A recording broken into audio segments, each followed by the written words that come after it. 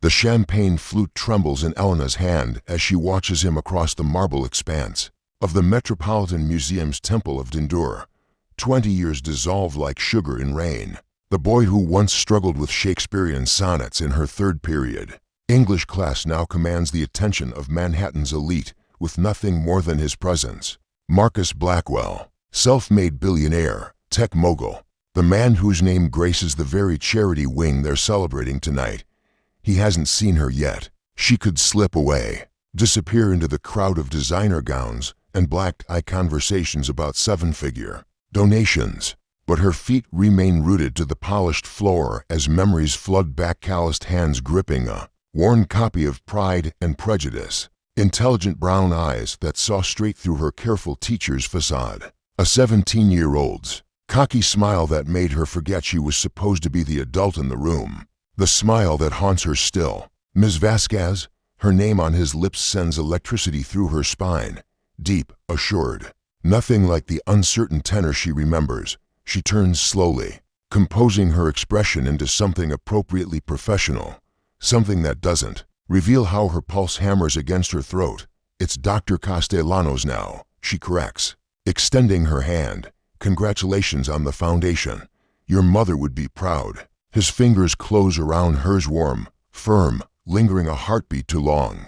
She always said you were the reason I learned to love words. The compliment hits like whiskey, burning and sweet. You gave yourself those gifts, Marcus. I just provided the books, did I? His thumb brushes across her knuckles before he releases her. I remember it differently. The years between them shimmer and bend. She was 26 then, fresh out of graduate school, idealistic enough to believe she could save every student who walked through her classroom door. He was her challenge, brilliant but angry, raised by a single mother who worked 3 jobs, wearing the same faded jeans every day but dissecting literature with surgical precision.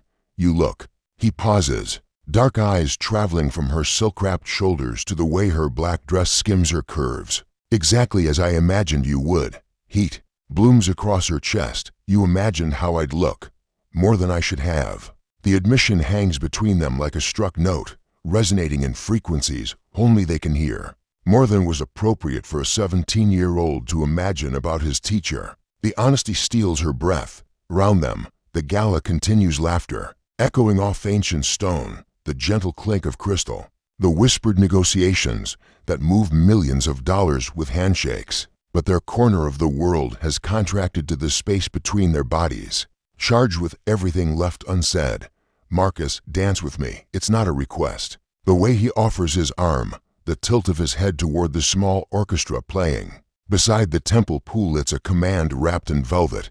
She should refuse, should maintain the professional distance that propriety demands. Instead, she places her hand in the crook of his elbow and lets him lead her onto the makeshift dance floor. His palm settles at the small of her back, fingers splaying just above the dress's daring curve. Her hand rests on his shoulder, feeling the play of muscle beneath expensive fabric. They move together like they've done this 1,000 times before, finding a rhythm that speaks of deeper harmonies. Tell me about the memoir, he says, his breath warm against her temple. She stiffens slightly. How do you? I make it my business to know things about people who matter to me. His hand tightens at her waist, drawing her closer, particularly when those people might have stories to tell about my past. The thread is silk over steel. She should be afraid, should consider the implications of a man with his resources and his reputation for ruthless business practices taking interest in her unfinished manuscript. Instead, she finds herself leaning into his strength, intoxicated by the game they're beginning to play. Just memories, she murmurs. Stories about a teacher's impact on her students. And do these memories have names? She tilts her head back to meet his gaze.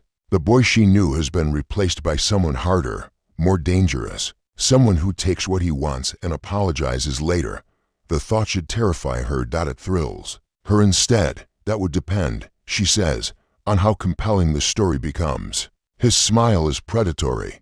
Perfect. In that case, Dr. Castellanos, I think we have a great deal to discuss. The music swells around them, but all she hears is the promise in his voice and the thunder of her own heartbeat as he spins her once, twice, claiming her attention as completely as he once claimed her thoughts. Some lessons, she realizes, are never truly finished. The penthouse elevator climbs through Manhattan's glittering spine. While Elena's resolve dissolves with each passing floor, she shouldn't be here, shouldn't have accepted Marcus's invitation for coffee and conversation about literature at 11 p.m., shouldn't have changed from her conservative black dress into something that clings and whispers against her skin, shouldn't want this as desperately as she does. The doors slide open to reveal a space that could grace architectural magazines' floor-to-ceiling. Windows showcasing the city's diamond-scattered darkness, modern art pieces that probably cost more than her annual salary, leather and steel arranged with masculine precision. But it's the man waiting by the window who steals her attention completely. Marcus has shed his formal jacket, rolled his sleeves to reveal strong forearms, loosened his tie just enough to hint at the column of his throat. He turns as she enters, and the intensity in his gaze makes her forget how to breathe properly. "You came."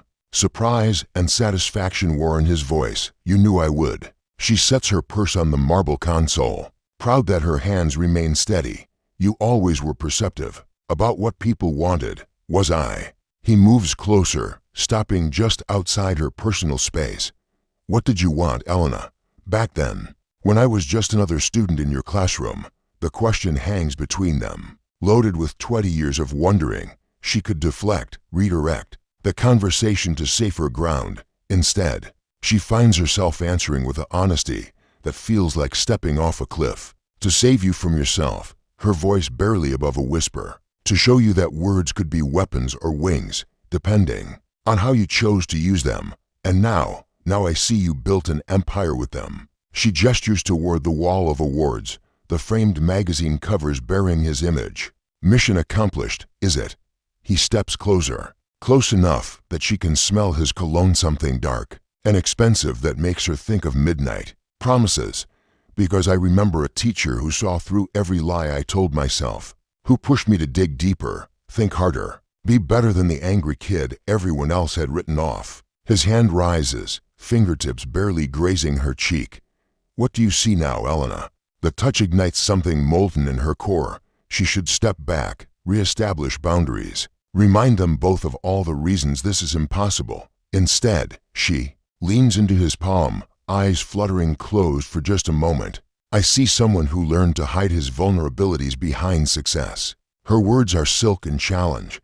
"But the boy who wrote poetry in my margins, he's still in there, isn't he?" Marcus's thumb traces her lower lip, and she parts slightly. Under the pressure, "Careful, Dr. Castellanos. That sounds dangerously close to analysis." "Maybe it is." She catches his wrist, but doesn't push him away. "You invited me here to talk about my book, to negotiate what secrets I might tell. Didn't you?" His laugh is low, dangerous. "Perhaps I invited you here because I've spent 20 years wondering what it would feel like to have you look at me as a man instead of a student." The admission sends heat spiraling through her veins. She releases his wrist, but he doesn't move away. If anything, he steps closer, boxing her against the console until every breath carries his scent. "Marcus, say my name again." The command in his voice makes her pulse flutter. "We can't what?" His free hand settles on her waist, thumb stroking over silk. "Have an adult conversation about adult desires." She knows she should protest, should invoke ethics and propriety and all the reasons why former teachers and students should maintain appropriate distance. Instead, she finds herself drowning in memories of late afternoons when he'd linger after class. The way he'd look at her like she held all the answers to questions he was afraid to ask. The memoir, she manages, grasping for something solid. "In the shifting ground beneath them, you're concerned about what I might reveal." Terrified, he admits, and the vulnerability in the word undoes her. "But not for the reasons you think." His forehead drops to rest against hers, breath mingling in the space between them. "I'm terrified you'll tell them about the teacher who changed everything and make me remember what it felt like to be 17 and completely, hopelessly infatuated with the most untouchable woman in my world, Marcus." Her name sounds broken on his lips. "Dance with me again," he whispers. "Here, where no one can see, where there's no need to pretend this isn't exactly what we both want." There's no music. But when he pulls her into his arms, she follows anyway. They sway together in the glow of city lights, her head against his chest, his chin resting in her hair. It's innocent and charged at once. A perfect contradiction that captures everything they've always been to each other. When his phone buzzes with an urgent message and shatters the moment, they spring apart like guilty teenagers. But the wanting remains, electric and undeniable, promising that this is only the beginning. Rain streaks the floor-to-ceiling windows of Marcus's private office as Elena traces her fingertips along the spines of first-edition classics that line his bookshelf. 3 weeks of literary discussions over dinner, wine-soaked debates about character motivation, and text messages that blur the line between intellectual and intimate have led to this late evening in his sanctuary, pretending they're here to discuss her manuscript when they both know better. You kept this, her voice catches as she pulls a worn paperback from between Hemingway and Fitzgerald. Jane Eyre, with marginalia in her own handwriting alongside notes in Marcus's teenage scrawl. I kept everything. He's behind her now, close enough that she can feel his body heat through her thin sweater. Every book you recommended, every paper you handed back with those careful corrections in red ink. She turns to face him, still clutching the book. Why? Because you were the first person who made me believe I deserved to dream bigger than survival. His confession hangs between them like a bridge neither dared cross until this moment. Because even at 17, I knew you were going to haunt me for the rest of my life. The raw honesty in his voice makes her legs unsteady. She sets the book on his desk with trembling hands, trying to maintain some semblance of composure. The memoir, forget the memoir. His hands frame her face, thumbs stroking over her cheekbones. Elena, look at me. She does, and the intensity in his dark eyes steals whatever protests she might have voiced. This isn't the polished billionaire the world sees. This is the boy who used to stay after class just to hear her voice, who wrote poetry about longing in the margins of his essays, who looked at her like she hung the stars just for him. I need to know, he whispers. Did you feel it too, back then? Was there even a moment when you, yes, the word escapes before she can stop it. 20 years of buried truth rising to the surface. God help me. Yes, you were brilliant and broken, and so hungry for someone to see you, really see you. And I did. More than I should have. More than was safe. His intake of breath is sharp. Elena, do you know how many nights I lay awake wondering what would happen when you turned 18? How many times I had to remind myself that you were my student, that I was responsible for your education, not your. She can't finish the sentence. Can't give voice to desires that still feel dangerous. Not my what? He steps closer, backing her against the bookshelf. Say it, not your desires. The words come out breathless. Not your fantasies or your firsts or your. He kisses her. Finally, after 20 years of wondering and wanting, and carefully maintained distance, Marcus Blackwell claims her mouth. With all the passion they've both kept locked away, his lips are firm and sure, moving over hers with practiced skill but desperate hunger. She melts into him, hands fisting in his shirt, pulling him closer as years of suppressed longing explode between them.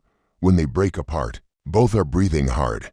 His forehead rests against hers, eyes closed, hands still cupping her face, like she might disappear if he lets go. I've imagined that moment 1,000 different ways, he admits, voice rough with emotion. None of them came close to how it actually feels. She should pull away, should invoke the professional distance that even now, even after all these years, feels like the right thing to do. Instead, she lets her fingers trail down the strong column of his throat, feeling his pulse jump under her touch. We can't undo this, she whispers. I don't want to. His hands slide down to her waist, thumbs stroking over the soft cashmere of her sweater. Do you? The question hangs in the space between them, loaded with possibility and consequence. Outside, thunder rolls across the Manhattan sky, and rain pounds against the windows like applause. She thinks of her memoir, of the chapter she's been afraid to write, the one about the student who became her obsession, the boy whose dreams she nurtured while fighting her own inappropriate desires. The story I'm writing, she says, voice barely audible. The final chapter, it's about you. His smile is slow, predatory. I know. You know, I've known since the night of the gala, since you confirmed you were writing about your teaching years. His hands tighten at her waist. I've been waiting for you to trust me with the truth. And if I publish it, if the world knows that their brilliant, untouchable Marcus Blackwell was once a 17-year-old boy who wrote love letters in the margins of his English assignments. His kiss this time is harder, more demanding, when he pulls back. His eyes are blazing with something that makes her pulse race. Then let them know. He growls against her lips. Because I'm done hiding how I feel about you. Lightning illuminates the office in stark relief, and in that moment of brilliant clarity, Elena realizes she's done hiding too. The manuscript pages scatter across Marcus's mahogany desk like confessions spilled in moonlight. Elena's hands shake as she watches him read the final chapter, 20 pages of careful prose that chronicle their forbidden attraction, his teenage, poetry hidden in essay margins, and the way she'd counted days until his graduation while simultaneously dreading his departure from her life. He reads in absolute silence, expression unreadable in the amber glow of his desk lamp. Rain still drums against the windows, creating a cocoon of intimacy round them in his penthouse office. Each turn of the page feels like another layer of her soul being exposed, another secret offered up for his judgment. This, he says finally, voice rough as he sets down the last page. This is what you've been afraid to show the world. She nods, not trusting her voice. Everything hangs in the balance: her career, her reputation, this dangerous dance they've been choreographing for weeks. Marcus stands slowly, moving around the desk with predatory grace. Elena, look at me. When she raises her eyes to his, she sees something that makes her breath catch. Not anger or betrayal, but raw, unguarded hunger. You wrote about watching me in class, he says, stopping inches away, about the way I'd bite my pen when I was thinking, how my eyes would find yours across the room when I thought I understood something profound. Heat floods her cheeks. Marcus, I can change it. You wrote about the day I stayed after class to discuss Wuthering Heights, and stood too close to your desk, how you could smell my cologne and see the pulse in my throat. His hand rises to cup her face, thumb tracing over her burning skin. You wrote about wanting to touch me. I shouldn't have. You wrote about the night you went home and imagined what my mouth would taste like. His voice drops to barely above a whisper. What my hands would feel like on your skin. The words hang between them like a lit fuse. She should deny them, should explain that they were just research, just fiction designed to give her story emotional truth. Instead, she finds herself leaning into his touch, drawn to him like gravity. Was it accurate? He asks. Your imagination. The question sends liquid heat through her veins. I don't know. You don't know. His thumb traces her lower lip, and she parts slightly under the pressure. After what happened between us the other night, that was just a kiss. His laugh is dark, dangerous. Just a kiss. He steps closer, backing her against the floor-to-ceiling window. Elena, that kiss has been replaying in my mind for 72 hours. I can't concentrate in meetings, can't focus on contracts worth millions of dollars, because I keep thinking about the way you melted against me. The cool glass against her back contrasts sharply with the heat radiating from his body. Far below, the city sparkles like scattered diamonds, but all her attention focuses on the man caging her against the window with his arms. Tell me what else you imagined, he commands, voice velvet over steel. Tell me what the proper Dr. Castellanos fantasized about doing with her brilliant, dangerous student. Marcus, his name comes out breathless, a plea and a warning rolled into one. Did you imagine letting me stay after class one day, locking the door and letting me show you exactly how much I'd learned about desire? His words paint pictures that make her dizzy. We can't what? He leans closer, breath warm against her throat. Can't acknowledge that we've been circling each other for 20 years? Can't admit that this has been inevitable since the moment you recognized me at that gala? His lips brush her pulse point, and she gasps. Did you imagine this, Elena? The way I'd touch you when we were finally free to want each other without shame. She closes her eyes as his mouth moves along her throat, pressing soft kisses that make her fingers clutch at his shoulders. Yes, she whispers. God help me. Yes. The admission seems to unleash something in him. His hands slide down her sides, mapping the curves hidden beneath her silk blouse, while his mouth works magic on the sensitive skin below her ear. She arcs against him, 20 years of suppressed desire finally given voice. I want to worship every inch of you, he murmurs against her skin. Want to make you forget every rational thought, every professional boundary, every reason we shouldn't be doing this, Marcus. She pulls back to meet his eyes, seeing her own desperate hunger reflected there. If we do this, if we cross this line, there's no going back, he finishes. I know. Do you trust me? The question carries weight beyond the physical. He's asking her to trust him with her reputation, her secrets, her heart. He's asking her to believe that the boy who wrote poetry in margins has grown into a man worthy of her surrender. Yes, she breathes and feels something fundamental shift between them. His smile is triumph and tenderness combined. Then let me show you what 20 years of wanting feels like. Dawn breaks over Manhattan in shades of rose and gold as Elena lies wrapped in Marcus's arms. Their bodies a tangle of satisfied limbs and silk sheets. The storm has passed, leaving the city washed clean and gleaming beyond the floor-to-ceiling windows of his bedroom. She traces lazy patterns across his chest, marveling at how perfectly they fit together, not just physically, but in all the ways that matter. No regrets. His voice rumbles against her temple, fingers combing through her hair. About last night, about us. She tilts her head to meet his gaze. None.